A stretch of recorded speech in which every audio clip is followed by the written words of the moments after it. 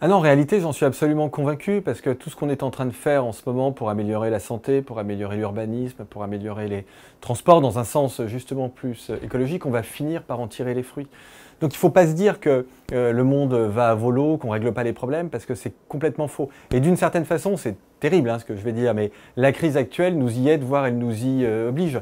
Regardez, elle a été un fantastique accélérateur dans le domaine des politiques de transition écologique, par exemple. On n'a jamais fait autant de vélos. Et d'ailleurs, c'est à ça que doivent servir les crises. Une crise, on la souhaite jamais et c'est jamais bien. Quand ça vous tombe dessus, c'est comme un drame personnel. On ne peut pas le souhaiter et on ne peut pas aimer ça.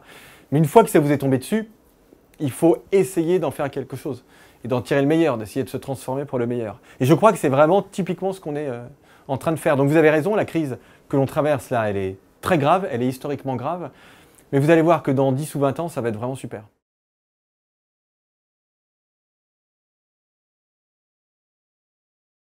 Alors déjà, il ne faut pas faire attention aux secteurs qui aujourd'hui sont en difficulté parce que ce n'est pas forcément ceux qui se développeront le moins demain.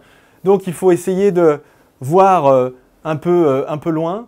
Puis il faut aussi que les plus jeunes d'entre nous se disent que la période qu'on traverse, elle est en effet très difficile, elle est terrible, mais on est en train de construire des choses dont on va tirer les bénéfices demain. Donc aujourd'hui c'est difficile, mais eux ils vont faire leur vie active dans un monde qui sans doute sera un monde plus écolo, plus sûr, avec un meilleur accès à la culture, un meilleur accès à la santé, et peut-être aussi, je le souhaite en tout cas, un monde plus prospère.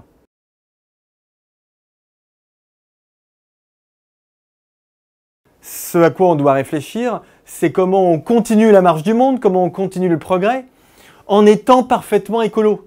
Donc la question, ce n'est pas la décroissance, la question, c'est la croissance avec de l'économie circulaire, avec de l'éco-conception, avec de la réparation, avec de la valorisation énergétique, avec, in fine, on l'espère, zéro déchet ou le moins de déchets possible, et en tout cas la neutralité carbone. Et ce sont les technologies, les innovations qui doivent nous amener à ça. Alors il faut des politiques publiques qui accompagnent ça. Moi par exemple, je suis un fervent militant de la taxe carbone aux frontières européennes, parce qu'il faut accélérer ce mouvement, mais il faut l'accélérer dans un mouvement de croissance, parce que c'est l'avenir qu'on doit aimer, ce n'est pas le passé.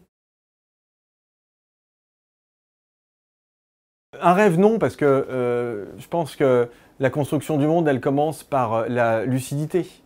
Mais je pense que ce qu'il faut se dire, c'est qu'il ne faut pas faire confiance aux déclinologues, aux effondristes, parce que c'est des postures intellectuelles qui sont faciles. Le monde a toujours connu des problèmes, mais l'espèce humaine a une capacité d'inventivité vraiment dingue quand on regarde l'histoire sur le long terme.